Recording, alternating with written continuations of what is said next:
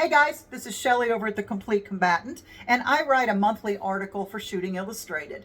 I'm dyslexic, so I don't necessarily retain a lot of information via words. So I do a monthly video that may help you retain because of the video, because of the audio, but hopefully this helps you retain some of the things that maybe I've written, and you can use this learning process in the future. So here we go. This is the October 2023 article, and it's called On Your Mark, Get Set, Go. Just how fast can you respond to a threat anyway? Did you know that elite level sprinters train about 20 hours per week? That means an average of more than 1,000 hours per year.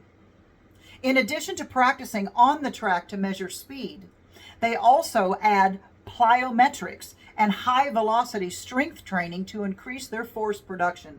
Sprinters spend time developing their quads, which is their thigh muscles, and their glutes, which is their hind end muscles, because these muscles are two of the most important muscles used to generate force to propel a body forward.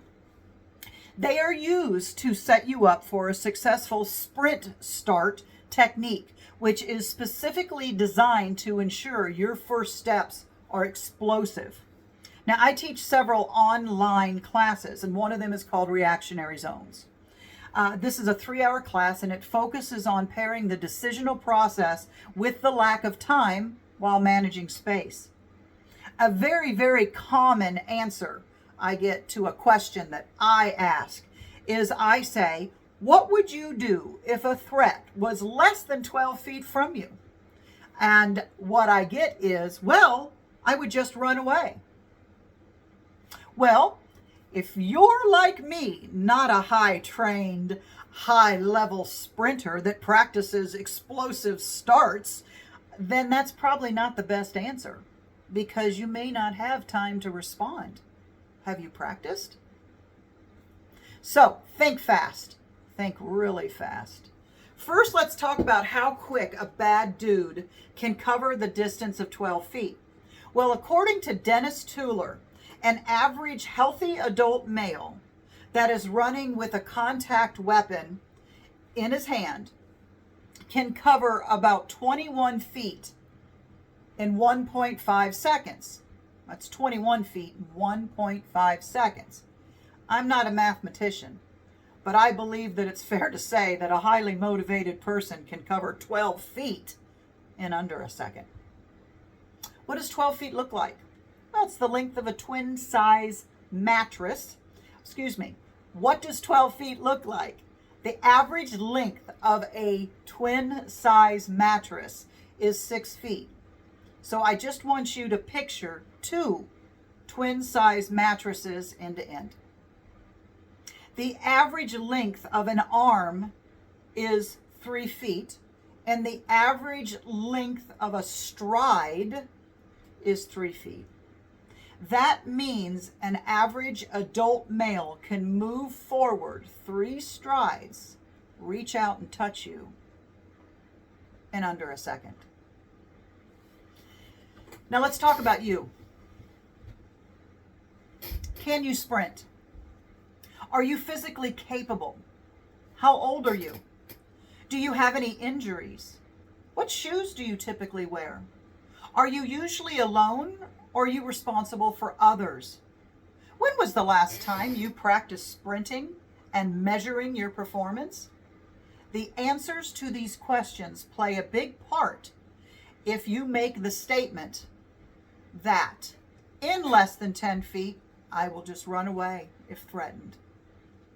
Lastly, Force Science Institute has published an article on the speed of response times from police officers when presented with making decisions in under 12 feet.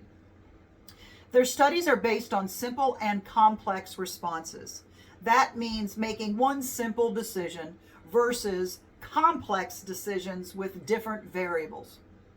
Obviously, there are millions of scenarios that range from simple to complex. I'm just gonna go ahead and just bullet point some of the facts that come from Shooting Illustrated. A simple response. So when the police officers knew the stimulus was coming, right, and they knew they had to act, they were able to recognize in about 0.25 seconds that they needed to do something.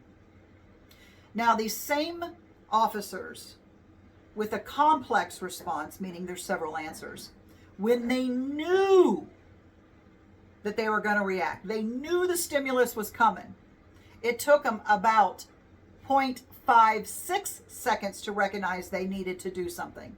They knew it was coming, but it was still double the simple reaction time. Now let go of that. Now let's go to the simple response with these police officers where they did not know when the stimulus was coming. They had no idea. It was a complete surprise. It took them 0.83 seconds to recognize they needed to do something. Now let's take these same police officers, go with a complex response, meaning multiple, right? And they did not know it was coming. It was easily double the time when they did not know the stimulus to act was coming. So that number would have been 1.66 seconds. And that was very, very generous because it was a professional that was responding. To be fair, 1.66 seconds to respond to a complex issue and didn't know it was coming, that's very generous, guys. That was on their best day. That's well over a second and a half. So, now we are down to a group of important questions that you need to ask yourself. In less than a second, can you see the threat and grasp that it is happening? Do you recognize the distance between you and the threat? Can you quickly filter through your options? And are you able to make a decision and then instantly act on it? If the answer is not yet, welcome to the club. Then please pay extra attention to what or who is around you. You have to have a pre-plan of action and do everything in your power to see that potential threat as far away as possible so you do have that opportunity to sprint to safety. Thank you, Shooting Illustrated, for allowing me to put some thoughts on paper. And guys, thank you for listening. I hope this helps. Bye.